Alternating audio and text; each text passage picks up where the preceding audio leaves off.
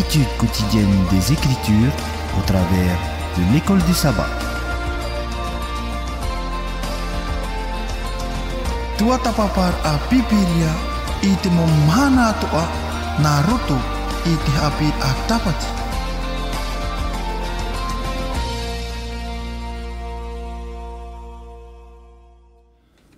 Eh bien, chers amis auditeurs, chers amis auditrices, nous sommes heureux aujourd'hui d'ouvrir une autre leçon qui, donc, cette semaine s'intitule « Sceau de Dieu » ou « Marque de la bête ».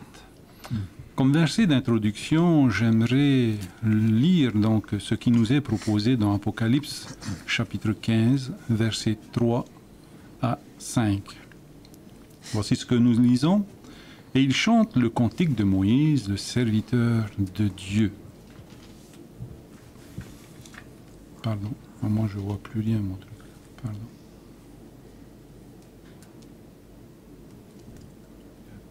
On va reprendre. Yeah. C'est bon aussi. Vous avez le texte? Continue, il va couper. Non, on va reprendre. On va Ok, reprendre. reprends. Non, il me faut ce texte-là. Ok. On va supprimer, on va reprendre. Attends, je vais chercher le texte Apocalypse. Ça marche Internet? Non, il n'y aura pas Internet. Attendez, hein, excusez-moi. C'est bon, mon frère. Georges, ne tremble pas. Ok. S'il te plaît, ça sert à rien. Voilà, Apocalypse 15. Ouais. 3 à 5.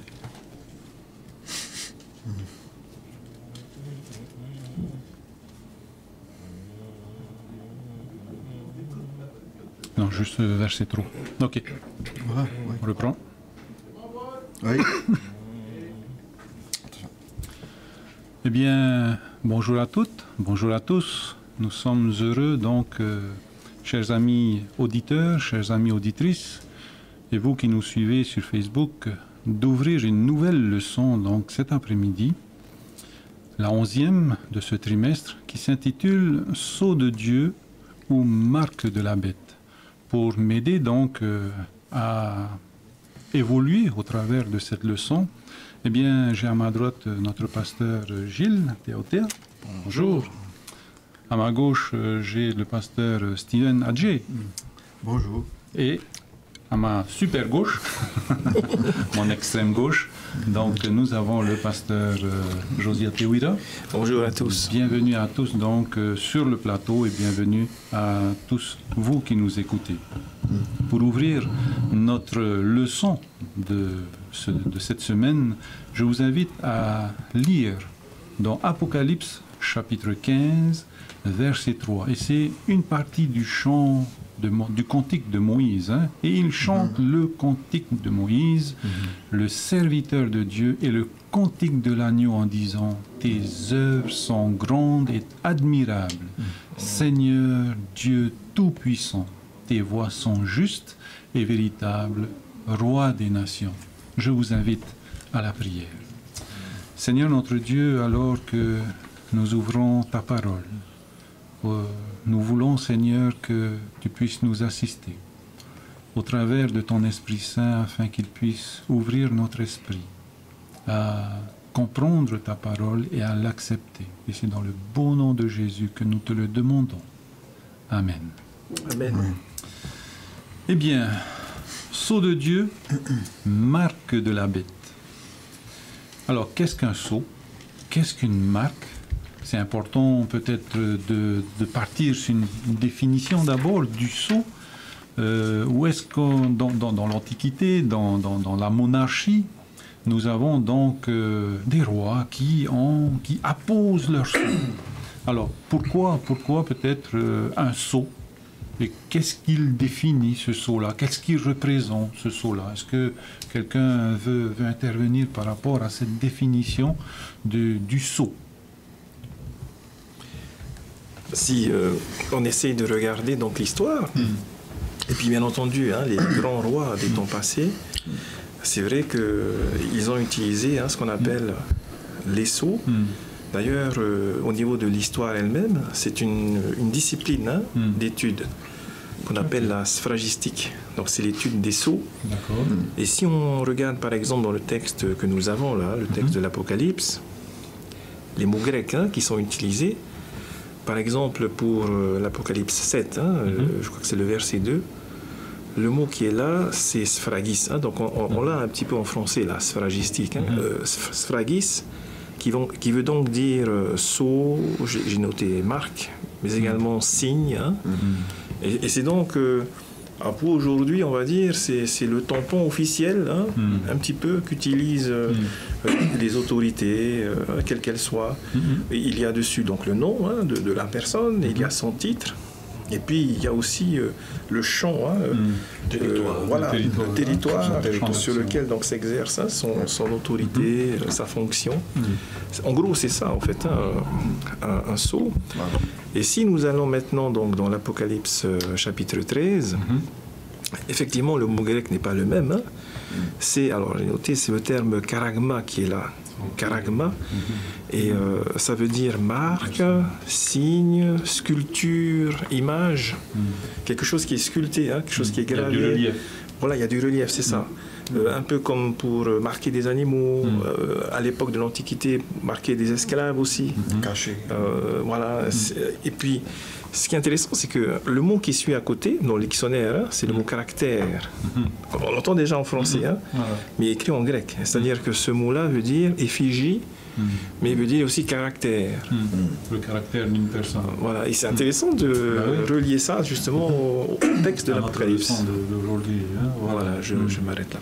Merci beaucoup. Sûrement, on reviendra donc sur cette explication, sur cette définition en tous les cas.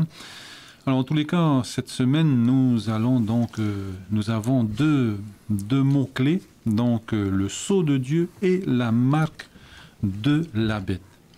Alors, ce qui est intéressant, oui, pasteur, tu voulais intervenir? J'aimerais rebondir sur le sceau, en relation avec le titre de l'école du sabbat de cette semaine, le sceau de Dieu et la marque de la bête.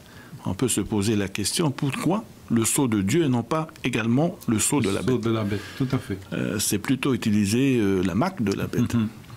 Donc il est vrai que, si je prends un exemple concret, je prends le sceau de la reine Élisabeth II. Donc son nom est Élisabeth. Donc le sceau est composé de 3 éléments importants.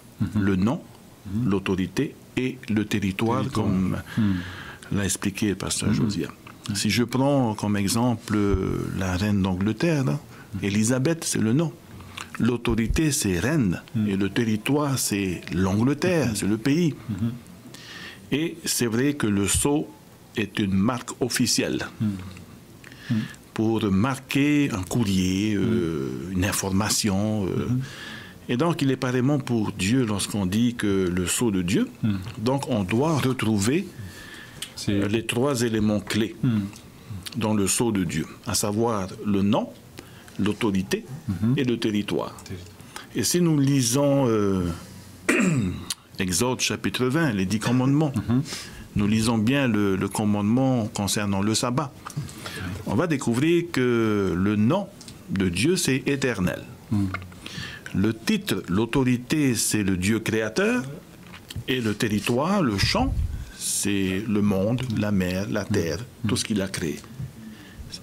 Et je pense qu'il y a une grande différence entre le sceau, qui est composé des 3 éléments, grande différence avec la marque de la bête. Vous lisez dans le catéchisme, les 10 commandements, tout particulièrement le 3e commandement dans le catéchisme, concernant le dimanche. Vous ne retrouvez pas les 3 éléments qui existent dans les 10 commandements, le 4e commandement, le sabbat. Le 3e commandement dans le catéchisme, si je ne me souviens pas, les dimanches, gardez-les en servant Dieu devotement. Donc c'est simple. C'est trop simple. Et ne vous retrouvez pas les trois éléments. Je suis l'Éternel. L'autorité, le Dieu créateur. Et le chant, c'est la mer, la terre, les cieux. Vous ne retrouvez pas les trois éléments clés dans la marque de la bête. Donc, voilà un peu ce qui diffère un peu le sceau de Dieu et la marque de la bête. D'où l'explication donc de notre titre. Hein. C'est vraiment pas le sceau de Dieu et le sceau de la bête. C'est bien la marque. Hein. Tout à fait. Et on voit par rapport au texte à mémoriser, le verset à mémoriser, tes œuvres sont grandes et admirables. Seigneur, Dieu Tout-Puissant, tes voies sont justes et véritables, roi des rois. Et donc, nous mettons vraiment l'accent sur l'autorité, le Dieu créateur, et sa puissance de créer les cieux, la terre et tout ce qu'il y a à l'intérieur. Amen. Hein? Amen. Je loue le Seigneur au travers donc, de nos études de semaine après semaine, de reposer. Hein? Je suis l'Éternel, ton Dieu, ton Créateur. Et ce n'est pas le Créateur seulement, mais c'est mon Créateur personnel, mon Dieu personnel. Hein? Ok. Donc cet après-midi, donc on a vu le titre, donc le sceau de Dieu et la marque de la bête. Alors, je vous propose un texte d'abord. On va venir sur la marque de la bête, hein, et après on pourra peut-être parler des mots-clés qui sont donc dans cette marque de la bête. Donc Apocalypse 13, chapitre 13, versets 16 à 18. Alors, elle fit que tous, petits et grands, riches et pauvres, libres et esclaves, reçussent une marque sur la main droite et sur leur front, et que personne ne put acheter ni vendre sans avoir la marque le nom de la bête et le nombre de son nom. C'est ici la sagesse que celui qui a de l'intelligence calcule le nombre de la bête, car c'est un nombre d'hommes, et son nombre est 666. Donc voilà donc le texte qui nous concerne donc cet après-midi, concernant la marque de la bête. Alors nous voyons deux choses, la marque sur la main droite et sur leur front. Pasteur Steven, est-ce que tu peux nous introduire peut-être dans cette... qu'est-ce que c'est que cette marque? Pourquoi la main droite? Pourquoi le front? Peut-être qu'il y a des mots clés là et qu'on devrait pas tourner autour du pot, mais y aller, franchement. Voilà. Oui, merci Georges. Hein. Oui, en effet, selon ce que nous venons de lire là, dans Apocalypse 13, le verset donc 17 et puis 18. Hein. Donc il y a trois choses intéressantes que nous pouvons en effet identifier dans le verset 17, parce qu'il est bien stipulé dans le verset 17 que sans avoir cette marque, on n'a plus de capacité ni à acheter ni vendre. Donc ça veut dire que cette marque quand même est dotée d'une puissance. D'un pouvoir. Hein. Et par la suite, le texte poursuit en disant sur cette marque-là, il y a le nom de la bête ou le nombre de son nom. Et le nombre de son nom est indiqué dans le texte du verset 18. Quel est le nombre de son nom? C'est 666. Ce qui est intéressant, Georges, dans le verset 18, il y a un détail intéressant, car c'est un nombre d'hommes. Tiens. C'est intéressant ce détail-là. Heureusement qu'il y a ce détail-là, parce que sinon, comment calculer avec sagesse le nombre 666? Et là, le détail est intéressant, parce que le texte stipule bien, précise bien, il s'agit bien ici d'un nombre d'hommes.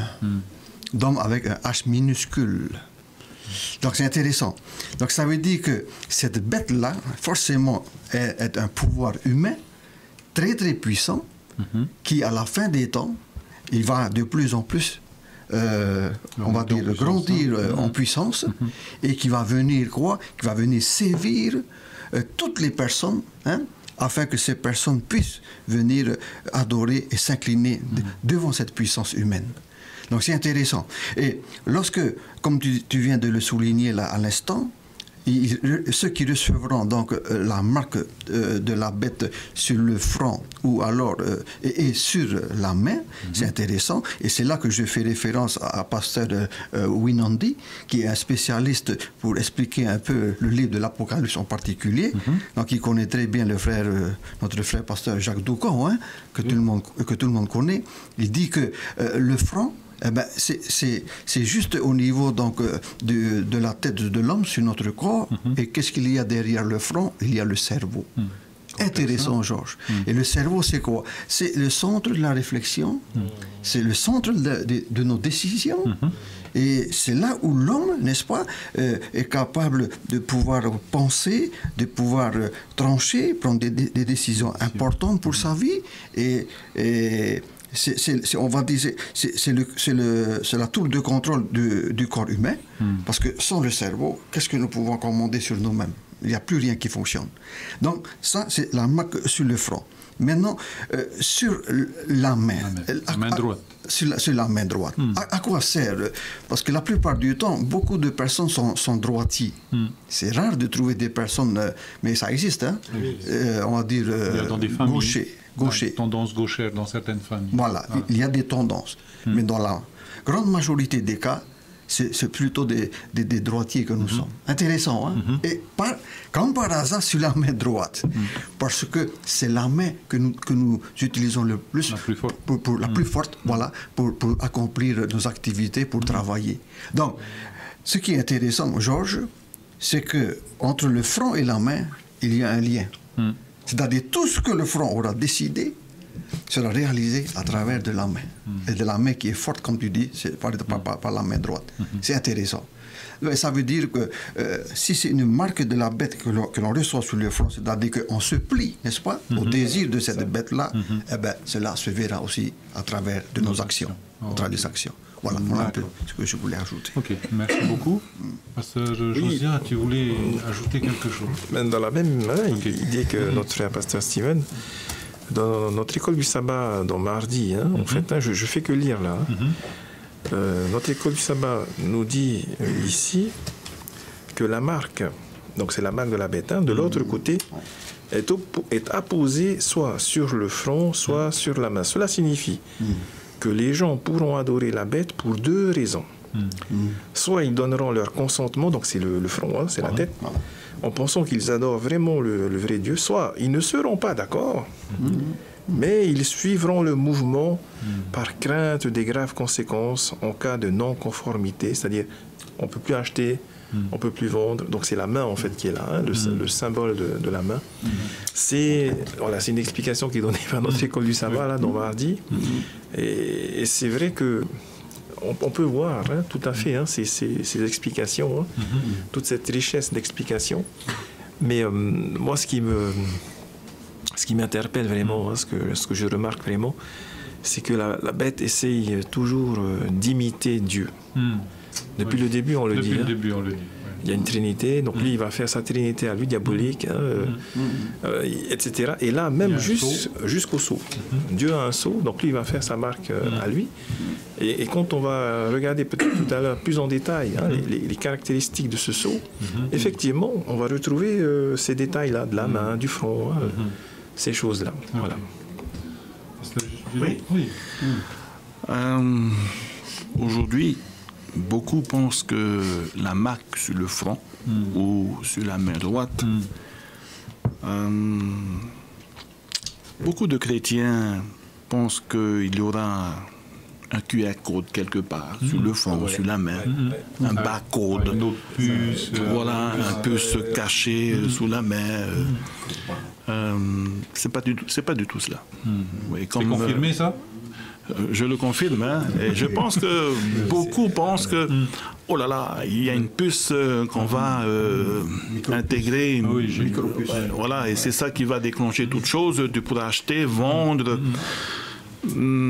La marque sur le front, comme disent mes deux frères collègues, c'est vrai, c'est la conscience. Donc tu acceptes la marque de la bête volontairement. On prend la décision, ça se passe là au niveau de la conscience, volontairement. Il y a des gens qui le font volontairement. âme et conscience. Mais il y a également la marque dans la main. Il y a des personnes qui habituellement le font, mais qui n'ont pas vraiment reçu une lumière suffisante pour les éclairer par rapport à cette marque. Donc, ce sont des personnes qui ont la foi, des personnes qui croient, mais qui ont hérité ça de génération en génération et qui le font habituellement, qui le font par tradition.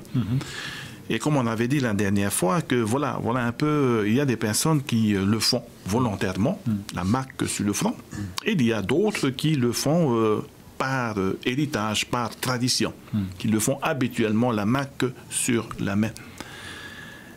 Bon, après, c'est à nous à développer davantage. Hein. Tout à fait.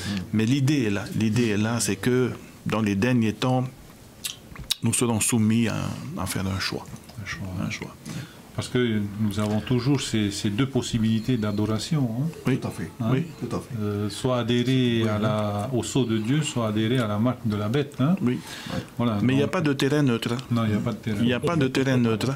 Il y a des personnes qui pensent que non, c'est vrai, on aime Dieu, mais on n'accepte pas le sceau de Dieu. Mais non plus, mais il n'y a pas de terrain neutre.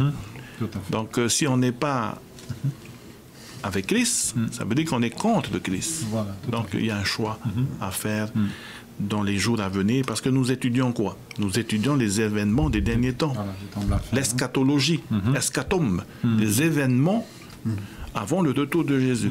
Et je pense qu'il est très intéressant de se plonger nos regards dans les événements futurs. Et nous vous encourageons à le faire. Hein. Juste pour développer cette idée de Pasteur Gillot, parce que c'est ça, c'est exactement ça. Il parlait d'événements des derniers jours. Si on regarde bien, on a vu la dernière fois l'identité de ces bêtes, les deux bêtes. Donc on parlait de l'Amérique, en gros. Et si on regarde bien, donc, au cours des dernières décennies, leur mode opératoire, leurs actions, pour essayer justement de changer des pays ou de soumettre des pays. Évidemment, il y a l'action militaire, mais on remarque de plus en plus, ils utilisent l'arme économique. Là, aujourd'hui, par exemple, événement historique, une grande guerre qui durait depuis les années 50. C'était la première guerre où toutes les nations de la Terre se sont un peu mises ensemble, l'ONU, les pays de l'ONU, là, sous le commandement de MacArthur, justement, pour essayer de repousser l'invasion nord-coréenne, avec même une menace d'utilisation de bombes nucléaires à l'époque. Donc cette grande guerre-là, apparemment, elle se termine. Ça se tasse en idée. Hein. Voilà. Kim Jong-un, là, et puis... et quand on regarde bien ce qui a fait fléchir peut-être la Corée du Nord, c'est l'arme économique. C'était le blocus, même une menace militaire, d'action militaire. Mais on voit sous nos yeux donc l'action de la bête de la terre. Et un jour, eh bien voilà, ça sera à nous de faire notre choix, comme disait Pasteur Gillot. Soit de se soumettre, soit de rester fidèle à Dieu. Je voulais juste ajouter quelque chose par rapport au verset que vous venez de lire. Vous ne pourrez plus vendre ni acheter. Si vous avez cette marque, la marque de la bête, vous pouvez avoir du succès dans le business. Mais pour un adventiste qui fait du business actuellement, ça sera la faillite plus tard. Parce qu'on va tout faire pour que vos magasins, votre usine, votre business soient fermés. Et donc, encore là, il y a un choix. Il y a un choix à faire entre le business ou le sceau de Dieu. Et je pense que ce n'est pas encore le cas. Nous sommes pas. Ce sont des événements eschatologie, qui viendront dans l'avenir. Ça se met en place. Ça se met en place, mais il faut s'attendre à ce que nos businessmen auront des difficultés dans l'avenir. Un avenir prochain. Tout à fait. Ok, alors pour terminer peut-être avec cette marque de la bête, on peut y revenir tout à l'heure. Pasteur Steven, tu lisais tout à l'heure, car c'est un nombre, on calcule sur le cas de l'intelligence, c'est un nombre d'hommes, et c'est ce nombre-là, donc c'est 666. Est-ce qu'on peut avoir des explications par rapport à ça, ce nombre d'hommes-là? Oui, alors Georges, selon quelques recherches que j'ai pu effectuer, alors là, il y a plusieurs versions que j'ai trouvées. Ouf, maintenant, il faut voir il faut faire le tri. Il faut faire le tri. Laquelle version est la meilleure, on va dire, est la plus proche de la réalité du texte. Hein. Oui. 666, on a même appliqué ce nombre-là à notre église. Hein. Alors tu vois, hein, Oui. hein, de la part de ceux qui nous trouvent en défaut. Mais bon, 666, c'est intéressant parce que l'homme a été créé le sixième jour. Donc, ça renforce donc ce que le texte dit ici, c'est bien un chiffre d'homme, un nombre d'hommes, voilà. L'homme a été créé le sixième jour, mais il y a 3 fois, justement, ce sixième jour. 6, ça fait 660, intéressant. Alors, selon les quelques traducteurs donc, que j'ai pu voir, traduction, pardon, par rapport à ce nombre-là, il semblerait qu'à l'intérieur de ce nombre-là, il y aurait donc trois grandes autorités, mais qui travaillent, on va dire, de concert. 3 grandes puissances. Intéressant. Il y aurait une puissance, on va dire, politique, il y aurait une puissance économique, et il y aurait une puissance religieuse. Intéressant. Et toutes ces 3 puissances-là sont dirigées, on va dire, par des cerveaux humains très très puissants. Intéressant. Pour justifier un peu le texte, un nombre d'hommes. C'est-à-dire qu'à la tête de ces organisations, on va dire, hein, et là, Georges, je pense un peu aux Illuminati. Hein, je pense au monde spirit. Hein. Attention, il y a une puissance derrière, hein, Georges. Hein. Soyons vigilants, parce qu'il y a des personnes dotées de pouvoirs, mais terribles, hein, et qui peuvent manipuler beaucoup de personnes. Pourquoi? Parce qu'ils ont les grands moyens.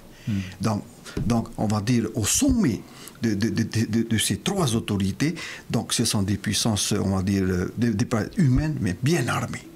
Sur le plan politique, sur le plan de l'Église, et nous savons à qui nous pensons là, hein, et bien sûr, sur le plan économique, pour rejoindre notre idée de commerce, là, comme disait Pasteur Gilles tout à l'heure, c'est tout à fait vrai parce que ça va toucher le business. Ça, c'est vrai. Voilà un peu ce que j'ai pu découvrir un peu par-ci, par-là. Oui, Pasteur Josias. Dernières idées concernant la marque de la bête, hein, toujours évidemment, hein, avec notre pasteur Steven, pasteur Gilou. 666, quand on regarde un peu Hollywood dans les années 70, ils avaient fait un film qui s'appelle La Malédiction avec Gregory Peck. Et le titre américain, c'était Omen, parce que ça vient du latin, hein, une expression latine. Nomen est omen, c'est-à-dire le nom est un signe. Et effectivement, dans le film, il y avait un petit enfant qui était le fils du diable, et il avait 666 sur son cuir chevelu, sous ses cheveux. Hein. Alors, est-ce que c'est ça? 666, c'est pas ça, évidemment, hein, mais c'était pour vous dire que c'était célèbre. Ce thème-là du triple 6 est très célèbre. Hein. Et quand on regarde le texte de l'Apocalypse 13, hein, et c'est au verset... Alors, le nombre, il est au verset 18. Alors, c'est vrai que des manuscrits diffèrent, hein, il faut le savoir. Hein. Mais nous allons retenir ce nombre-là, hein, 666. Hein. Et quand on regarde le verset 17, nous avons un début d'explication. Hein, parce que si nous lisons le SDABC, notre commentaire adventiste, hein, il va dire que par rapport au verset 17, à la fin du verset 17, eh bien, il y a un mot qui a été rajouté, c'est le mot « ou ». O-U. Hein. Voilà, c'est-à-dire qu'en fait, c'est le nom de la bête, le nombre de son nom. C'est-à-dire qu'on peut le comprendre de la manière suivante. Le nom de la bête, c'est-à-dire le nombre de son nom. Les deux sont reliés. Le nom de la bête avec le nombre de la bête. Les deux sont reliés, vont ensemble. Et c'est là où ça ne peut pas être Ellen White, évidemment, puisqu'elle n'a pas 7 têtes ou 7 collines. La bête là que nous avons lue. Hein. Ça ne va pas être elle. Hein. Et c'est là où, évidemment, aussi, ça rejoint Rome, puisque la bête, elle a 7 têtes, etc. Et quand on va bien regarder un des titres du pape qui est à Rome, hein, donc de l'évêque de Rome, qui est, on le sait tous, Pasteur Gilou le sait très bien, hein, Pasteur Steven, toi aussi, mon frère Georges. Hein. Quand on regarde un des titres de l'évêque de Rome, Vicarius Filii Dei, on va retrouver avec cette science qu'on appelle la guématrie. Hein. La guématrie, c'est une lettre équivaut à un nombre. Une lettre équivaut à un nombre. Donc on va retrouver dans ce titre-là, dans ce nom de la bête, son nombre, qui est effectivement là, qui est donné et qui est 666. Le lien avec Babylone, Ranko Stefanovic va dire que c'est babylonien, hein, le 60, le 6. Hein. Les mathématiciens actuels, aujourd'hui, hein, modernes, ont repris cela de Babylone par rapport à la géométrie, hein, ce qui est angle, etc., cercle, mais également pour le temps, la division du temps. Hein, 1 minute, 1 heure, il y a 60 secondes, 60 minutes. Et il y avait également le même nombre de dieux, de divinités hein, dans le panthéon babylonien, 60 divinités, etc. Donc on voit bien tout cela, tous ces liens, toutes ces ramifications par rapport à la marque de la bête. Et pour finir, Ellen White va nous dire, dans l'événement des derniers jours, c'est le sabbat de la papauté. Elle va dire ça clairement. Hein. La marque de la bête, bon, Doucan va dire également qu'il n'y a pas que le dimanche, il n'y a pas que le sabbat de la papauté, ça implique la tête, la conscience de la personne, il va vraiment entrer dedans, hein, il va soutenir. Donc il y a toutes ces choses qu'il faut prendre en compte par rapport à ce grand sujet, donc la marque de la bête. Donc ce n'est pas que le dimanche.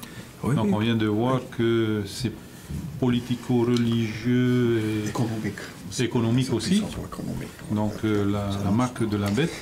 Et que ça va imprégner toutes les dimensions de l'être humain. Ça de sa vie, oui. Hein? Si ça concerne vraiment l'homme, c'est fait avec l'homme. Et donc, et après, c'est à l'homme de faire son choix. Pasteur, est-ce que tu avais autre chose à rajouter? C'est intéressant, hein? Très intéressant. Je suis en train de me poser la question, comment peut-on formuler ce nombre? Faut-il formuler ainsi 666 ou autrement 666? Oui. Si on va dans le sens où on va formuler ce nombre 666, nous allons déduire que le 6, 6. Le 6 est le nombre de l'homme.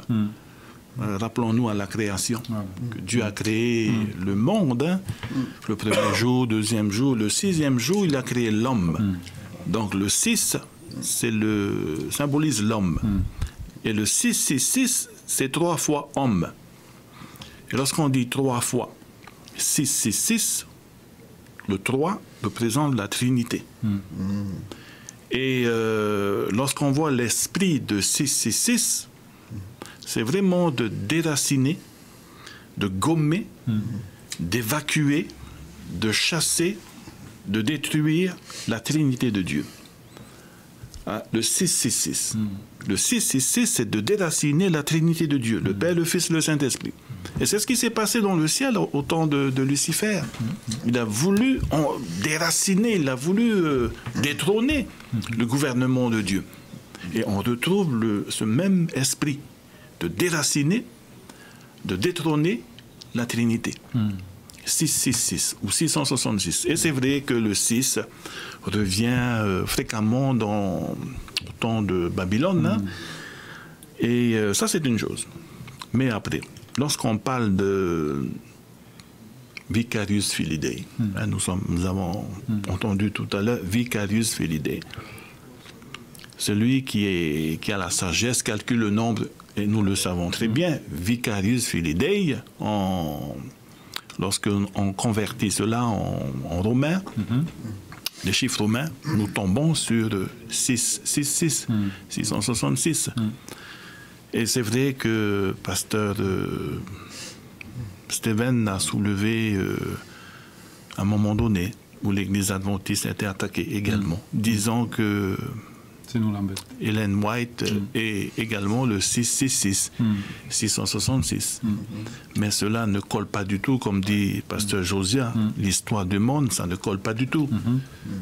Madame White est née en 1815, si je ne me trompe pas.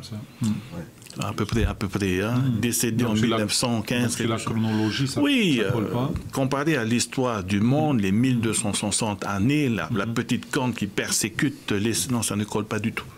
Il y a aussi une autre chose qui démontre que Ellen G. White n'est pas 666.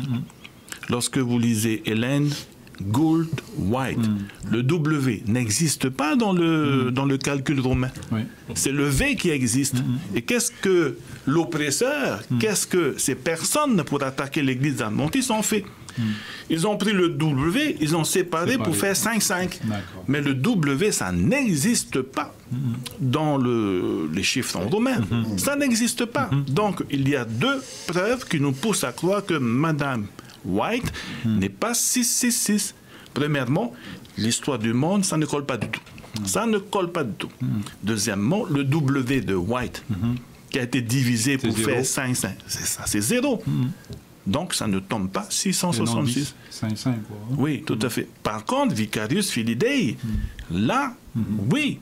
Et en plus, nous avons l'histoire du monde qui soutient, qui donne des indices que ça confirme que la petite corne, c'est bien cette puissance, cette nation. Et donc, nous venons donc de voir ce chiffre 666, cette marque de la bête n'est pas forcément le dimanche. C'est un ensemble de choses, on l'a dit tantôt, mais aussi je vois dans ce triple 6 peut-être cette obéissance soit aveugle, soit consciente, parce que par crainte de mourir, par crainte de mourir, donc il y a cette obéissance, ou bien cette volonté acharnée de faire la volonté du dragon, et dans cette triple entêtement. On peut aussi voir un triple entêtement donc, de l'homme dans cette adoration du dragon, de la bête, et donc au travers de la bête, donc le dragon. Alors je pense qu'on peut venir maintenant sur le sceau de Dieu. Oui, si vous voulez intervenir avant. Oui, vous avez souligné, vous avez lâché un mot, adoration. Lorsque vous liez avec la marque de la bête ou l'image, l'image de la bête, lorsqu'on parle d'image, c'est une représentation. Rappelez-vous des 10 commandements. Tu n'auras pas d'autre Dieu devant ma face. Vous ne ferez point d'image taillée. On parle de quoi? On parle d'adoration. Et donc, le conflit qui se pose depuis la guerre au ciel, depuis l'Ancien Testament, le Nouveau Testament, et aujourd'hui et dans l'avenir, c'est toujours une guerre d'adoration. Qui voulons-nous adorer? Alors, pour parler donc du sceau de Dieu, un autre texte dans Apocalypse 7, verset 1 à 4, on ne va pas lire à partir du verset 1 à 4, mais on va partir du verset 3. Donc, et il, donc l'ange, un autre ange, donc il dit aux 4 anges, donc qui tiennent les 4 coins, les 4 vents de la terre, ne faites point de mal à la terre, ni à la mer, ni aux arbres, jusqu'à ce que nous ayons marqué du sceau le front des serviteurs de notre Dieu. Et j'entendis donc le nombre de ceux qui avaient été marqués du sceau, 144 000 de toutes les tribus des fils d'Israël. Donc voilà, donc le sceau de Dieu. Donc on a entendu quelques ressemblances, Pasteur Steven, est-ce que tu as quelque chose à nous apporter en tous les cas pour nous éclairer sur ce passage? Et donc les 2 autres pasteurs vont venir. C'est quel verset déjà? Verset 2, Apocalypse 7. Versets 3 et 4. Oui, nous sommes dans le chapitre 7, c'est bien ça, du livre de l'Apocalypse. Dans cette vision-là, nous voyons un petit peu qu'en effet, il y a encore la question du sceau de Dieu qui revient, et que ce sceau de Dieu serait donc apposé sur le front, si je suis bien le verset 3, c'est le front des serviteurs de notre Dieu. Et voilà donc voilà la raison pour laquelle donc il ne faut pas faire de mal à la terre, ni à la mer, ni aux arbres, avant que le front des serviteurs de Dieu ne soit donc marqué du sceau de Dieu. Donc ça veut dire quoi? Ça veut dire, je pense que cela voudrait dire qu'il y a donc un temps marqué où par la puissance de Dieu, ce sceau sera apposé donc sur le front. Mais ne prenons pas le texte au sens littéral, puisque nous sommes en prophétie. Nous l'avons, j'espère, compris. Oui, parce qu'il y a encore malheureusement des personnes qui croient que c'est comme un cachet qui va être apporté directement sur le front et qui sera visible à l'œil nu. Non, il n'est pas question d'un tampon qui sera donc placé, apposé sur le front des personnes. Ça n'a pas de sens. Donc ici, donc, certainement, il y aurait l'action du Saint-Esprit qui va opérer justement on va dire, ce marquage. Ça sera un marquage, je pense que Georges, vraiment d'ordre spirituel. Ce sera un marquage qui sera donc réalisé par la puissance du Saint-Esprit. Et ce marquage va se faire dans le cœur de l'homme qui aura justement décidé d'être au service de Dieu en tant que serviteur et de prendre position pour Dieu et non de prendre position pour la bête de tout à l'heure. Donc c'est intéressant. Et nous voyons que là aussi, par opposition par rapport à la bête aussi a une marque. Et nous avons raison de bien différencier les deux. En effet, il y a une grande différence entre le sceau de Dieu et la marque de la bête. Voilà. Donc voilà, comme nous avons dit tout à l'heure, le diable aussi va créer un petit peu son sceau à lui. Donc c'est sa marque. Mais ce qui est intéressant, c'est que Dieu aussi aura son sceau qui sera apposé dans le cœur des hommes fidèles à lui. Et je pense que ce sera une action donc du Saint-Esprit. D'accord. Voilà. Parce qu'on est tenté de voir comment ce sceau va se matérialiser. Exactement. Voilà. Donc Pasteur Josias, tu voudrais intervenir par rapport à ce texte-là et peut-être par rapport à d'autres que tu citeras aussi. Tout à fait. Voilà. Donc, le sceau de Dieu, voilà, on va dire, ce serait vraiment le thème à développer. Parce que c'est ce qu'il faut avoir, c'est ce qu'il faut recevoir. Il faut éviter d'avoir la marque de la bête. Il faut vraiment avoir le sceau de Dieu. D'hériter des 7 fléaux qui vont tomber, qui vont découler des 7 coupes. Et donc, si on prend en fait la Bible, la parole de Dieu, on va se rendre compte que dès le début, en fait, il y a cette pratique du signe distinctif. Un signe, c'est fait pour bien distinguer, de bien séparer, identifier les choses. Voilà, exactement comme ce que tu as là. Centre média adventiste. On fait de la publicité, et il faut le faire. Et donc, quand on prend, en fait, par exemple, la 10e plaie d'Égypte, parce qu'il y a un lien avec l'Apocalypse, avec les 7 fléaux de l'Apocalypse. Et là, il y a également un signe distinctif. C'était le son qu'il fallait mettre sur les portes là, des Hébreux. Signe bien distinctif. Oui, exactement. On regarde aussi, par exemple, ce qui s'est passé à l'époque des juges, avec Jéhu. Donc, c'est Juge 13, je crois, ou Juge 12. Eh bien, vous avez là aussi Juge 12. Juge 12. Vous avez là également un signe distinctif qui, cette fois-ci, est vocal. Parce qu'il fallait que ceux qui arrivaient à cet endroit-là, là, il y avait les troupes de Jéhu, puissent dire Chiboleth, et non pas Siboleth. Et ceux qui n'avaient pas ce signe, en fait, distinctif vocal, étaient tués, étaient égorgés. Si nous allons dans Ézéchiel chapitre, alors j'ai noté le 9, verset 6, là aussi il y a encore un sceau, il y a encore un signe. Et ceux qui n'ont pas donc ce sceau-là, ce signe-là, eh bien sont tués. Et quand on va aller donc dans le Nouveau Testament, il y aura encore d'autres textes, il y aura encore d'autres versets. Y compris donc celui que tu nous as donné, dans l'Apocalypse 7, verset 2, verset 3, etc. Et quand on essaie donc d'interpréter, tout en utilisant l'écriture, en restant fidèle à l'écriture, de voir les liens, les parallèles, avec les détails qui vont se retrouver, il y a un texte important qui va ressortir. C'est le Deutéronome, chapitre 6. Et là, vous avez le verset 8, par exemple, qui va dire « Tu les liras comme un signe ». Le mot est là, sur tes mains, les mains, donc on a la main, et ils seront comme des frontaux entre des yeux. On a le front. Voilà, le front les mains bien là. Et le front. Donc, qu'est-ce qu'il fallait lier comme un signe sur les mains et sur le front? Eh bien, c'est les commandements. On l'a les versets précédents, le verset 6. Et puis, vous avez dans le verset 5, le plus grand des commandements. À chaque fois, les docteurs de la loi aimaient bien tester Jésus sur le plus grand des commandements.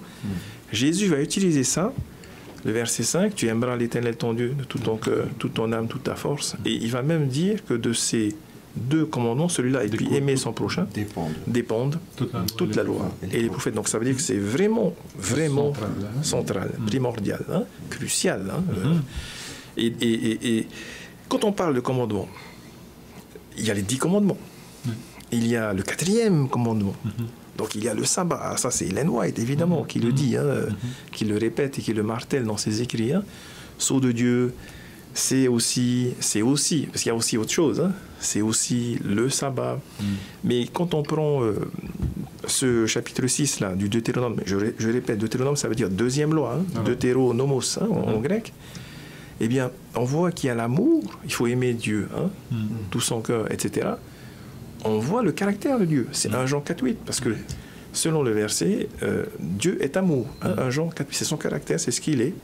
Donc il y a ça aussi dans le sceau de Dieu. Il y a les commandements, et il y a le sabbat, il y a le caractère de Dieu. Hein.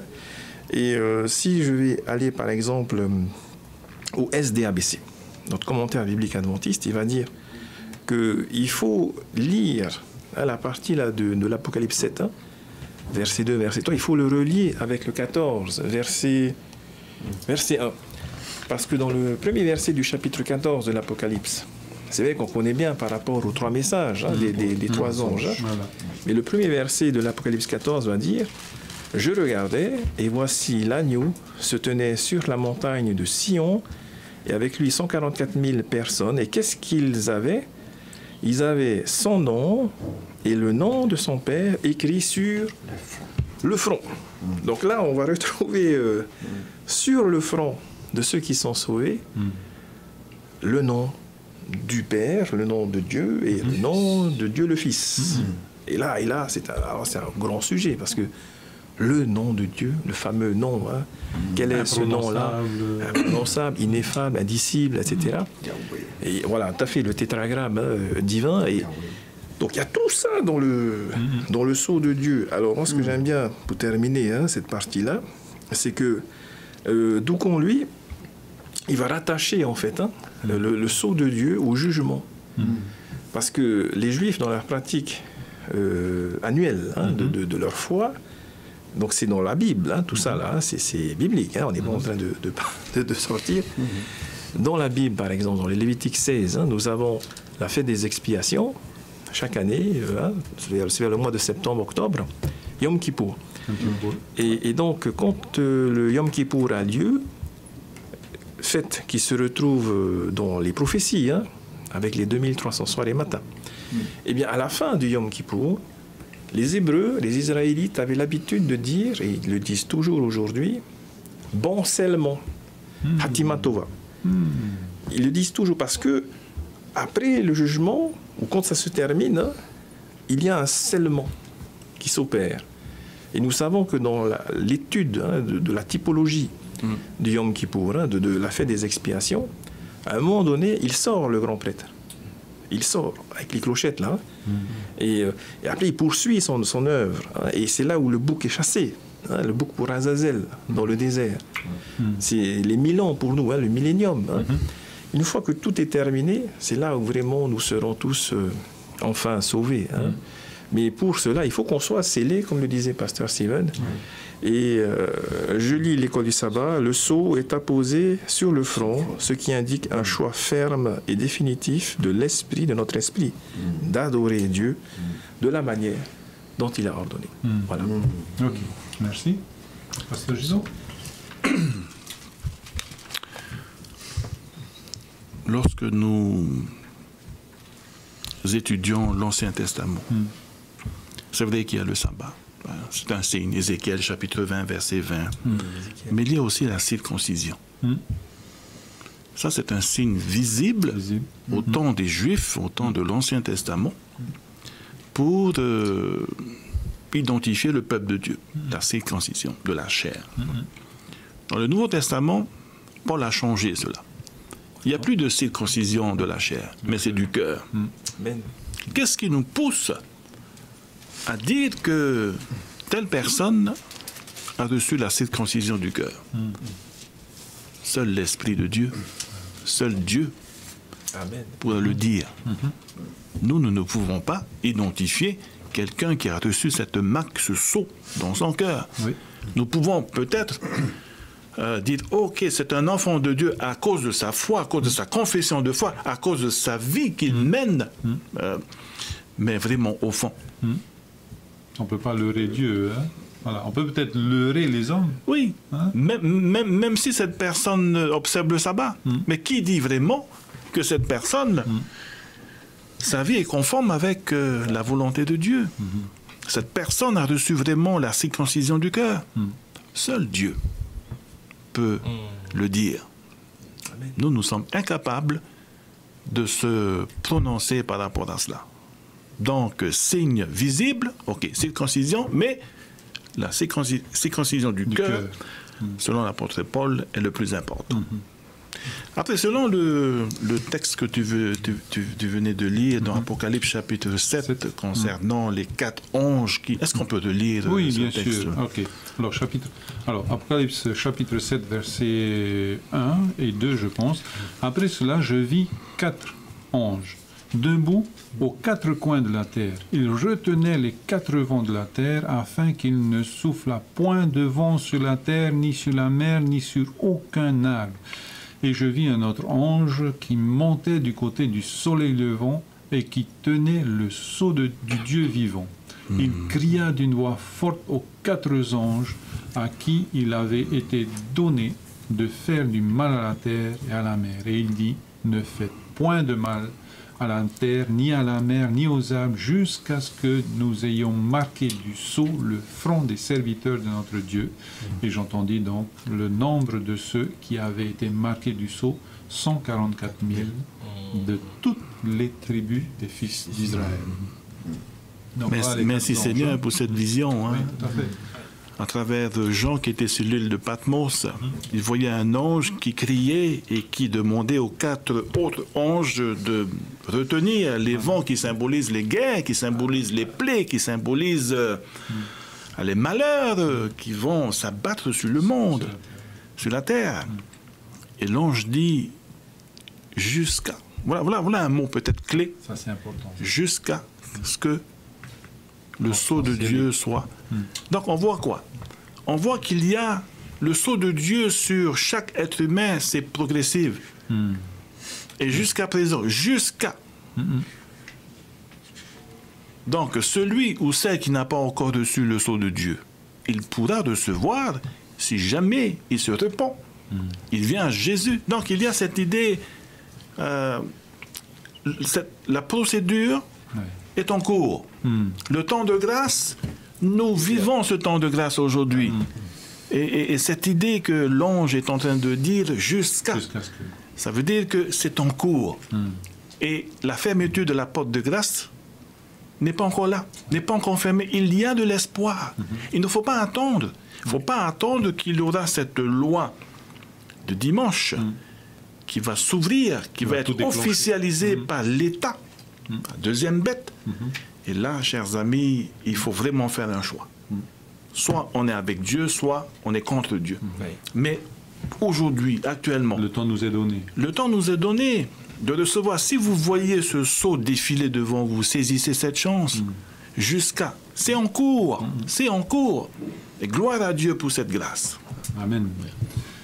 Eh bien, par rapport à ce sceau, j'ai trouvé donc cette semaine, j'ai retrouvé un texte de cette semaine qui se trouve dans Éphésiens chapitre 1, verset 13, qui dit « En lui, vous aussi, après avoir entendu la parole de la vérité, l'évangile de votre salut, en lui vous avez cru, et vous avez été scellés du Saint-Esprit qui avait été promis. » Donc c'est pour rejoindre donc, les idées de chacun, ce n'est pas que le sabbat, le sceau de Dieu. Et quand on est scellé, c'est par le Saint-Esprit. Voilà. Donc c'est pas visible forcément. On peut peut-être voir des indices que... Des fruits. Oui, voilà. Des fruits du salut. Voilà, tout à fait. Mais voilà, le sceau, c'est vraiment l'Esprit Saint qui s'en occupe. Et ce qui est esprit nous dépasse. C'est pas visible. On aimerait avoir. J'aurais tellement aimé, mais j'aurais tellement aimé que c'était la circoncision. Ok, ça y est, c'est fini. Je suis scellé. Mais non, c'est pas ça. C'est pas dans la chair, c'est dans le cœur. Ouais. Hein? C'est vraiment là. C'est l'Esprit de Dieu qui transforme les cœurs. Oui, pasteur. Alors mon frère, justement pour aller dans ton sens, pour bien montrer que ce n'est pas que le sabbat. Hein. Le sabbat, c'est ça, bien sûr, c'est important. Hein. Mais il n'y a pas que cela. Ceux qui ont le livre d'Ellen White, Événements des derniers jours, donc ceux qui ne l'ont pas, ben, je vous invite à vous procurer cet ouvrage. Voilà, tout à fait. À la mission adventiste, comment ça s'appelle déjà, voilà, Non, le centre des ressources, voilà, anciennement librairie Vie et Santé, hein, voilà. donc en bas. Et au chapitre 15 donc, de cet ouvrage, vous avez alors là tout ce qu'il faut savoir par rapport au sujet du sceau de Dieu. Hein. Et je lis par exemple au numéro 799 et puis 800, les jugements du dernier jour porteront sur notre bienfaisance pratique. Alors déjà là, quand on dit bienfaisance pratique, qu'est-ce que c'est? C'est aider les pauvres, aider et secourir ceux qui sont dans la souffrance. C'est Matthieu chapitre 25 en fait. Hein. C'est les deux groupes de personnes. D'ailleurs, elle le dit bien, hein, juste avant, là, Ellen White, il n'y aura que deux groupes, pas trois groupes, hein, ce que disait Pasteur Gilou. Les boucs et les brebis. Et ce qui va faire que nous serons dans le bon groupe, c'est que nous aurons pratiqué la bienfaisance. On aura aidé. Hein. C'est ce qui vient. Alors, après, juste à côté, elle va dire, c'est pas simplement faire des dons hein, pour fonder des hôpitaux, hein, au numéro 803 par exemple. C'est pas donner de l'argent hein, pour fonder des hôpitaux, hein, soulager la veuve, abriter le pauvre. C'est pas simplement cela. Elle le dit juste en bas, ce sont les mobiles. Nos mobiles. On sera jugé sur nos mobiles. Hein. Et puis après, elle va dire juste à côté, qu'est-ce que c'est encore que le sceau de Dieu? Alors c'est le 806. Bon là, elle le dit, c'est le sabbat. Hein. Le sceau du Dieu vivant est placé sur ceux qui gardent consciencieusement le sabbat du Seigneur. Mais si nous allons regarder, par exemple, le numéro 814 et le numéro 817, et là, on est en plein, je pense, hein, dans le vif du sujet pour ce qui est primordial, qui est vraiment très important. Il s'agit du caractère, qui doit être à l'image de celui de Jésus. Hein. Elle dit ceci, le sceau de Dieu ne sera jamais imposé, 814, hein, sur le front d'un homme ou d'une femme impure, ambitieux, mondain, trompeur, faux, etc. Hein. Et quand on va au 817, elle lance un appel. Hein. Elle lance un appel pour nous tous, vous qui écoutez, nous qui sommes là autour de la table. Sommes-nous en train de livrer le combat de tous les jours, à l'aide de toutes les forces que Dieu nous a données? Dans quel but? Afin d'atteindre la stature d'hommes et de femmes achevés en Christ, il y a un but à atteindre.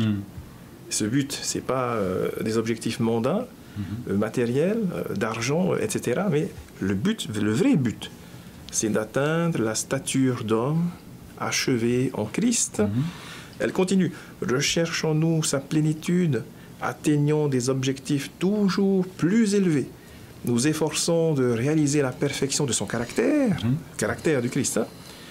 Et là, je pense parfois à des déclarations hein, que je peux entendre à gauche et à droite, où il y a des personnes qui ont une personnalité forte, sanguine, hein, explosive.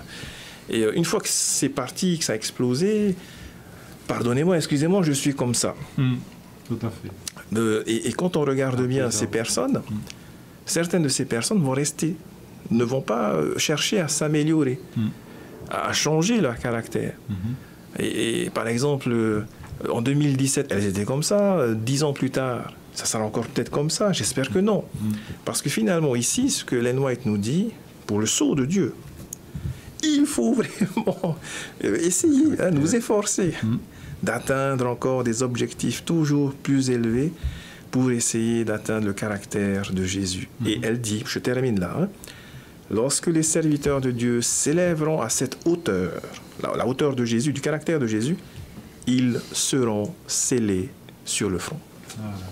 Voilà. Saint-Esprit, hein, c'est le grand combat contre le moi. Oui, tout à fait. C'est la mort du moi. C'est la plus grande des guerres. Chacun doit mener personnellement cette guerre. Et puis chacun aussi doit donc, comme elle le dit ici, par rapport au sceau de Dieu, chacun doit chercher à atteindre cet objectif-là. La hauteur de la stature d'homme fait, achevé, selon la mesure parfaite de notre Sauveur Jésus-Christ. Donc c'est possible. C'est possible. Et ce que Dieu veut voir, c'est des efforts. 2017-2027, c'est peut-être en dents de scie, mais ça monte. La tendance, elle monte. Il était comme ça en 2017, explosif. Mais 2027, il a changé. C'est ça qui compte. C'est ça qui est intéressant. Voilà. Tout à fait. Hein? C'est ça. Voilà. Merci Seigneur, parce qu'il peut opérer ces changements-là au travers du Saint-Esprit. Alors, j'aimerais quand même, pour certains d'entre nous, peut-être qui sont attachés au sabbat, hein, et je dis... Je peux ajouter quelque chose par rapport au caractère. On parle ici de transformation, nouvelle naissance. Et cela est possible par la foi, pas par les œuvres. C'est pas la foi. Et je pense que nous sommes sauvés par la foi. Nous serons sanctifiés par la foi. Nous serons glorifiés par la foi. Et seuls, nous ne pouvons rien faire. Comme Jésus dit, sans moi, vous ne pourrez. Nous avons besoin de lui parce que c'est lui le standard, c'est lui le maître, c'est lui le Seigneur. Sans Jésus, nous ne pouvons rien faire. Et je pense que si on place notre confiance, nous demandons à Jésus de transformer notre caractère. C'est pas facile, hein, c'est une lutte tous les jours. Hein. C'est le Mais plus grand petit miracle, à petit, c'est le plus grand des miracles. C'est un caractère transformé à son image. Et je pense que sans lui, nous ne pouvons rien faire. Donc, plaçons notre confiance en lui. Nous pouvons le faire par la foi en Jésus-Christ. Merci. Amen. Hein? Alors, j'espère que je ne vais pas mettre le pied dans le plat. Hein? Alors, je dis toujours aux jeunes de faire attention aux écrits de Paul. Alors, un texte, donc dans Romains 14, versets 4 à 5. Et lorsque je rencontrerai Paul au ciel, hein, j'aurai plein de questions à lui poser. Hein. Pourquoi tu as écrit comme cela, hein, sous cette forme-là? Alors, Romains 14, versets 4 et 5.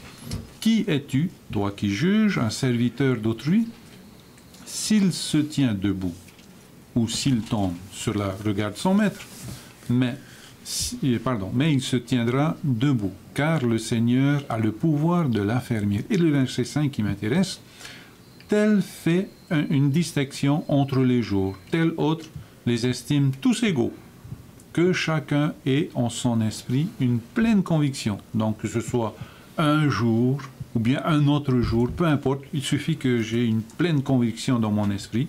Celui qui distingue entre les jours agit ainsi selon le Seigneur. Après, il parle de manger, hein, voilà. Hein. Donc, quoi, Paul semble dire le contraire de ce que toute la Bible, en fait, dit. La Bible dit, souviens-toi du jour du repos. Et lui, il semble dire, ben écoute, peu importe. Hein. Si dans ton cœur, tu dis, bon, ben ce jour-là, il est sanctifié, ben c'est ce jour-là qu'il faut aller. Est-ce que pour répondre peut-être à nos questionnements, vous avez quelques explications à nous donner, des éclaircissements à nous donner, s'il vous plaît? Je vais peut-être commencer. Okay. Hein. Okay.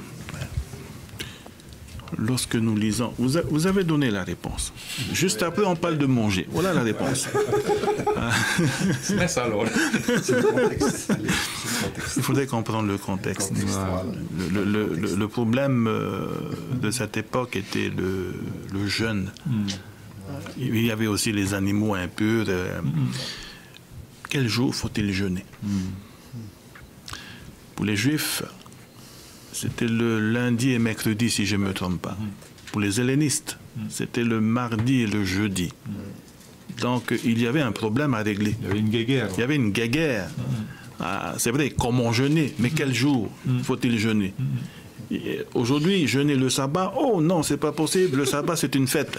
Jour de fête. Jour de fête. Surtout pas le sabbat. Surtout pas le sabbat. Parce que nous avons des invités. Donc, à cette époque, il y avait un conflit. Et Paul répond il répond à ce problème. Peu importe les jours. Tu veux jeûner le lundi, vas-y. Tu veux le jeûner le mardi, vas-y. Mercredi, peu importe. Pourvu que ta conscience avec Dieu est correcte. Donc, dans ce contexte ici, ça n'a rien à voir avec le jour d'adoration. Oui. Ça n'a rien à voir avec le sabbat ou le dimanche. Quel jour faut-il adorer Dieu? Du tout, du tout. C'est un autre problème. Donc, on utilise vraiment ce texte pour casser, pour détruire le sabbat. Alors qu'on n'est plus dans le contexte. Oui, et il y a même des frères et sœurs qui croient, ben, sabbat c'est tous les jours. À cause de ce texte, sabbat c'est tous les jours. Non, il faut comprendre le texte dans son contexte. Et dans chaque texte, dans ce chapitre, il y a eu un problème dont Paul essaie de régler. Ok. Tout à fait. Je développe, hein. Il commence, je développe, je continue. Et il y a ce dicton, qu'on connaît tous, texte sans contexte égale prétexte. C'est ça, hein, on le connaît tous. Donc il faut connaître le texte, il faut connaître le contexte. Et si nous allons, par exemple, dans d'autres versets qui vont dire à peu près la même chose, qui s'attaquent, on va dire, à la loi, hein, apparemment, en apparence, voilà. Aux 10 commandements. Hein.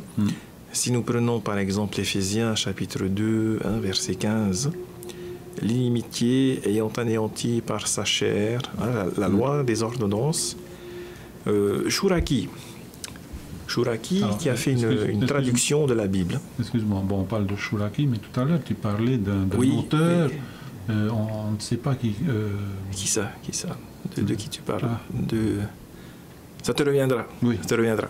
Donc Chouraki ici, hein, dans sa Bible, alors sa version est très intéressante, mais bon, il faut vraiment la lire avec beaucoup de prudence, on va dire. Mais dans sa version, ici, au verset 15, il va traduire l'expression la loi des ordonnances comme ceci.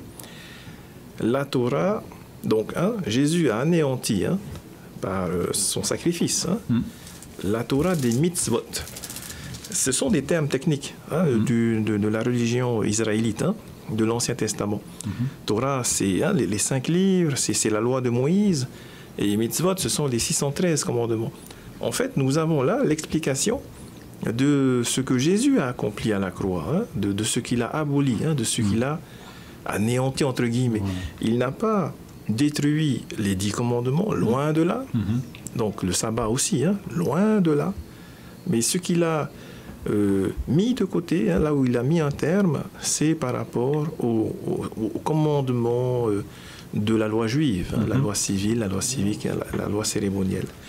Et si nous allons à Hébreux, ce texte est dans l'école du sabbat, d'ailleurs, entre parenthèses. Si nous allons à Hébreux chapitre 4, là, Paul lui-même va dire, donc il ne va jamais se contredire, notre frère Paul, dans sa lettre aux Hébreux, au verset 9, il va dire, Hébreux 4, verset 9, Paul va dire, il y a donc un repos de sabbat, le mot sabbat est bien là, réservé au peuple de Dieu.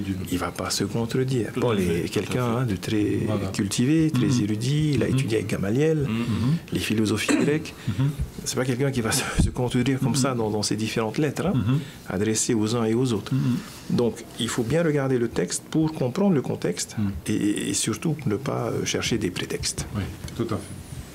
OK, merci beaucoup. Alors, le dernier point, peut-être dans notre texte que nous venons de lire, Apocalypse 7, chapitre 7, c'est le verset 4. Et j'entendis donc le nombre de ceux qui avaient, donc tous ceux qui ont été scellés, et j'entendis le nombre de ceux qui avaient été marqués du sceau, 144 000 de toutes les tribus des fils d'Israël. Qu'est-ce qu'on peut dire par rapport à ce chiffre-là, pasteur Adjé? Oui, dans Apocalypse, c'est bien ça, Georges. J'essaie de retrouver notre contexte par rapport à ça. En effet, il est fait mention des 144 000. Oui, voilà. Et comme également au début du chapitre 13, si je ne me trompe pas, il est encore rappelé ce nombre de 144 000. semblerait-il que c'est un groupe à part, mais vu que nous sommes en prophétie, c'est intéressant de ne surtout pas l'interpréter dans le sens littéral. Et c'est ce que très très souvent nous voyons les gens comprendre les 144 000. Pourquoi? Parce que les 144 000, selon également ce que nous révèle l'Apocalypse, donc c'est 12 000 par tribu au temps d'Israël. C'est 12 000 par tribu, 12 tribus, 12 fois 12, ça fait bien 144. Et 1000 en matière de prophétie signifie justement sans limite. Alors, voilà, 144 000, 144, 12 fois 12, donc représente un peu le caractère de la grande tribu, des tribus d'Israël, pardon. Et 1000, c'est un Dieu sans limite, c'est-à-dire infini. Donc, on va dire, c'est l'expression de la divinité de Dieu, de la puissance de Dieu. Comme il dit, je suis l'alpha et l'oméga, c'est-à-dire le commencement et la fin. Dieu est la fin de toute chose. C'est-à-dire que la fin, c'est Dieu qui l'a. Personne d'entre nous sommes dotés de ce pouvoir divin, si ce n'est que Dieu en personne. Intéressant. Alors, 144 000 qui ont été marqués du sceau. Bien, hein? Qui ont été marqués du sceau. Et puis, pas très loin, ensuite, il est fait mention, selon ce que nous révèle encore notre livre de l'Apocalypse. Hein, je me reprends dans le chapitre 7 d'Apocalypse, là où il est bien justement marqué ce que je viens d'expliquer, avec les 12 000 de chaque tribu, d'accord. Et ces 12 000 là donc représentent, on va dire, un peu le caractère, donc parce qu'il y a différents caractères dans Israël, c'est intéressant, et qui représente le peuple de Dieu. Le peuple de Dieu, et c'est vrai, Georges, est composé de membres d'église ayant différents caractères. Alors, à toi de voir dans quelle tribu tu appartiens en fonction de ton caractère. Tout à fait. Intéressant, hein? Et peut-être je peux me tromper, hein? Je préfère que ce soit lui qui me pose dans la tribu qui me convient. Gad, Azer, ou Siméon, ou Zabulon. Voilà, hein? Voilà, je ne vais pas m'attarder dessus. Mais ce qui est intéressant, c'est que nous allons voir que par la suite, on verra aussi un autre groupe, hein? Et cela, personne ne pouvait compter leur nombre. Hein? Et c'est le groupe justement de personnes qui se tient debout sur la mer de verre. Mer de verre. Alors, intéressant. Y aurait-il alors... Hein, et voilà pourquoi on ne peut pas du tout, on ne peut pas soutenir l'interprétation sur le plan, on va dire, littéral. Des 144 000. Donc, si ce n'est pas littéral, c'est comment? Ah ben, ça devient symbolique. Et là, hein, enfin, tous les théologiens, enfin, les spécialistes en matière de prophétie, il semblerait qu'ils sont d'accord là-dessus. Donc, il faut vraiment l'interpréter dans le sens symbolique. Et là, ça devient intéressant. Ça devient intéressant dans le sens qu'aujourd'hui, où se trouvent les 144 000? Et voilà, Georges, hein? Où se trouvent les 144 000 là. Donc, il y a eu, on va dire, les 144 000, on va dire, littéral à l'époque d'Israël, mais aujourd'hui, Israël n'est plus. Je veux dire, l'Israël littéral. Voilà. Donc, l'Israël littéral n'est plus, mais qui a pris la relève de cet Israël littéral? Et c'est là où c'est intéressant, lorsque Jésus arrive, Georges, avec ses 12 disciples, hein, et les 12 disciples, c'est intéressant. Il y a encore le chiffre 12 qui revient, Georges. 12 tribus, 12 disciples. Je me pose toujours la question, pourquoi encore 12? Pourquoi? C'est intéressant. Est-ce par hasard ou on est dans Dieu. Ou alors avec Dieu, c'est sa logique à lui. 12, hein? Et ce nombre 12 va se répéter jusque dans l'Apocalypse 21, par exemple. Les 12 portes. Hein? Les 12, on va dire, les 12 fondements de la Bible. 12, etc. Et on voit encore ça sur les portes de la cité, la Nouvelle Jérusalem. C'est terrible. Donc, on va aller plus dans le sens que les 144 000, c'est symbolique, c'est le peuple de Dieu. Hein? Comme le sable de la mer. Et ceux-là aussi seront donc marqués de son sceau, parce que sans le sceau de Dieu, qui pourra aller au ciel? Hein? Si c'était littéral, ben, je pense qu'on n'aura pas assez de place. Il n'y aura que 144 000, de 1 à 144 qui vont aller là-haut, et 1000, et les autres. Ouais. Donc là, ça ne tient pas du tout. Il n'y a pas de logique. Par contre, si nous allons dans le sens symbolique, Georges, à ce moment-là, il s'agit bien d'un Israël spirituel. Et là, tout le sens de ce chiffre 144 000, de ce nombre symbolique, donc porte son, on va dire, porte tout son sens. Et là, on arrive à mieux voir de qui il s'agit. Merci beaucoup, pasteur. Oui. Tu voulais intervenir, Oui, pasteur Gilou. en allant dans ce sens, hein, dans le monde de théologie, toute confession confondue, il y a 3 théories qui existent par rapport aux 144 000. La première théorie, c'est un nombre littéral, comme le dit le pasteur Adjé, Steven. Il n'y a pas plus de 144 000 qui seront sauvés. C'est un nombre fixe, littéral. Tant pis pour les autres. Tant pis pour les autres. Il y a des frères et sœurs qui soutiennent cette théorie. On va le dire, des témoins de Jéhovah soutiennent cette théorie. Deuxième théorie, c'est que les 144 000, c'est symbolique. C'est symbolique. Troisième théorie, les 144 000, parmi les rachetés, il y a un groupe spécial. Un noyau. Un noyau, les 144 000. Donc, quelle théorie allons-nous soutenir? La première, c'est pas possible. Comme dit Pasteur Steven, c'est pas possible. La deuxième, peut-être. La troisième, aussi. Oui, on ne sait pas trop. Mais il y a une tendance à aller sur la troisième. Mais après, pour moi personnellement, peu importe, pourvu que je sois dans cette multitude de personnes rachetées par le sang de l'agneau, je dirais Amen. Après, peut-être Pasteur Josiah aura d'autres lumières à partager, mais donc voilà un peu les 3 théories qui existent. La première, non, nous sommes contre cette théorie.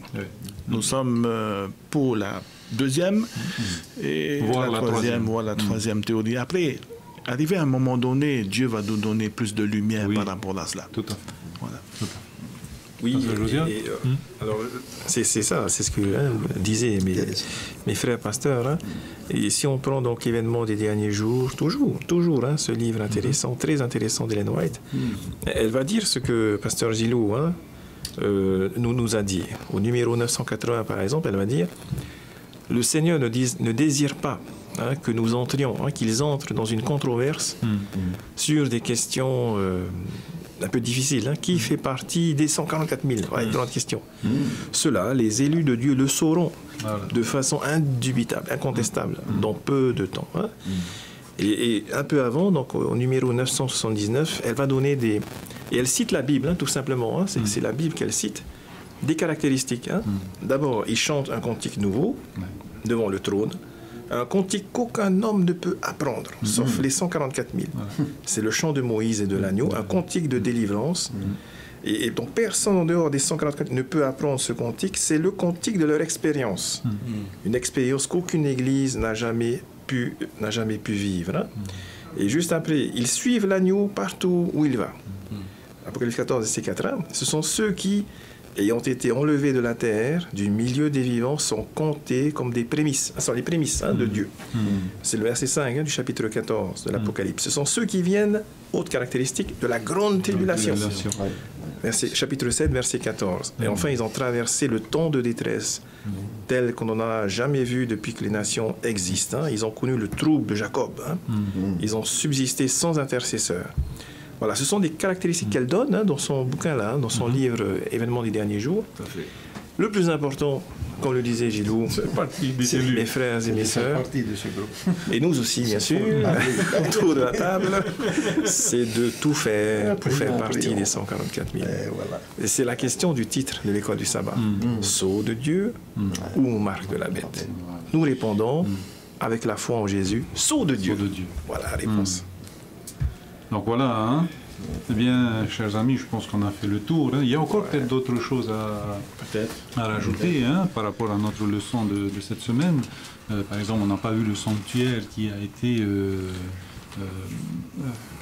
le lieu de l'adoration divine, en tous les cas, auquel le sanctuaire a été attaqué.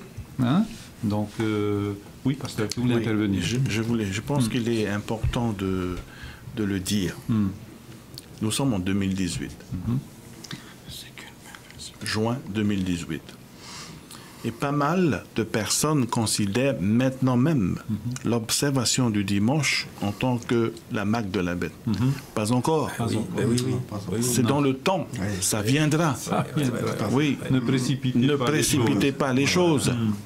Ceux qui adorent Dieu le dimanche, nous ne pouvons pas, nous n'avons pas le droit. Nous n'avons pas le droit de juger ces personnes. Ils ont reçu une lumière, Dieu les a donné une lumière nécessaire. Mais il arrivera un temps dans le futur où la loi de dimanche sera officialisée par l'État. Là, nous devons faire un choix entre le sceau de Dieu ou la marque de la bête. Mais j'aimerais terminer, pour ma part, peut-être ils ont dans d'autres pensées, vu le temps, peut-être on peut lire dans Apocalypse chapitre 15, verset 2. Est-ce que quelqu'un pourrait lire? Apocalypse chapitre 15, verset 2. Alors, si vous avez votre Bible, chers amis... Oui, n'hésitez pas. Oui, Apocalypse chapitre 15, verset 2.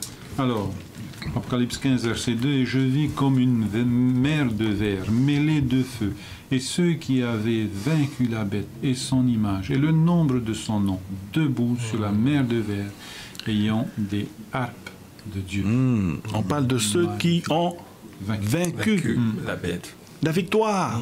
Donc c'est possible de vaincre la bête. La victoire. Donc n'ayez pas peur. La victoire se trouve en Christ. Et en grec, quand on parle de victoire, c'est Nike. Nike. Bon, on va pas faire de la pub pour Nike, les chaussures Nike, mais les chaussures Nike viennent de la victoire.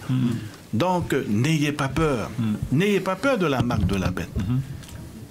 Nous avons déjà la victoire en Jésus-Christ. Nous pouvons vaincre la bête et son image. Amen.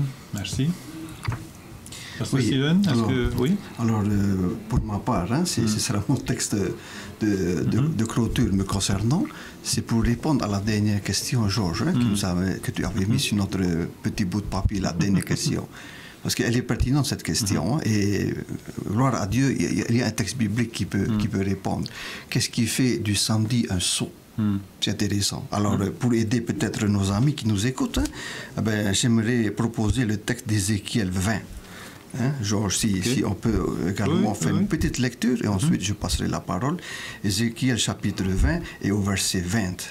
Voilà. Qui nous répondra à la question, qu'est-ce qui fait du samedi un sceau? Voilà. Ézéchiel 20, verset 20. Je pourrais lire, Georges. Sanctifiez mes sabbats et qu'ils soient entre moi et vous un signe auquel on connaisse que je suis l'Éternel, votre Dieu. Voilà. Un signe. Alors là encore le sceau. Voilà encore le sceau qui revient, auquel on connaisse que je suis l'Éternel, votre Dieu. Il y a une identité très puissante du vrai Dieu dans le contexte du sabbat, 7e jour. Voilà pourquoi cela fait donc du samedi, du sabbat, un sceau de Dieu. Parce que c'est son signe, un jour très important, parce que c'est un signe qui nous permet de dire en quel Dieu est-ce que nous croyons. C'est une grande identité donc du vrai Dieu. Voilà, c'était juste pour eux. Ok, merci Pasteur Steven. Pasteur Josiah, le mot de la fin. L'Apocalypse 14, verset 12, je pense, parce que là, c'est vraiment une question de persévérance. Le verset va nous dire, et c'est là où on voit qu'il faut garder encore le sabbat. Il faut toujours garder le sabbat. Parce que Jean était le dernier à écrire et à terminer la Bible avec son livre, l'Apocalypse. Chapitre 14, verset 12 de l'Apocalypse, Jean nous dit ceci, c'est ici la persévérance des saints. Il faut persévérer, même si peut-être certains ont des craintes. Comme disait Pasteur Gillot, il ne faut pas avoir peur de la bête, de sa marque. Il faut persévérer à garder fidèlement ses commandements, y compris donc le sabbat, à recevoir ce sceau, persévérer à avoir la foi de Jésus, la foi en Jésus. Voilà, c'est le mot de la fin que j'aimerais donner. Alors, pour moi, en tous les cas, j'aimerais dire à nos auditeurs et à nos auditrices, à ceux qui nous suivent aussi sur Facebook, que peut-être parfois j'ai été mal éclairé, j'ai mal interprété la parole de Dieu et peut-être que je vous ai blessé, eh bien, je vous demande pardon parce qu'en fait, le sceau de Dieu, ce n'est pas que le sabbat. C'est un style de vie, c'est une acceptation de la parole de Dieu tout entière et surtout c'est la transformation du cœur. Et pasteur Gillot citait un verset tout à l'heure, donc l'Éternel ton Dieu. Et là, c'est même pas Paul qui va le citer, c'est dans le Deutéronome, le Deutéronome 30, verset 6. L'Éternel ton Dieu circoncira ton cœur et le cœur de ta postérité, et tu aimeras l'Éternel ton Dieu de tout ton cœur et de toute ton âme, afin que tu vives.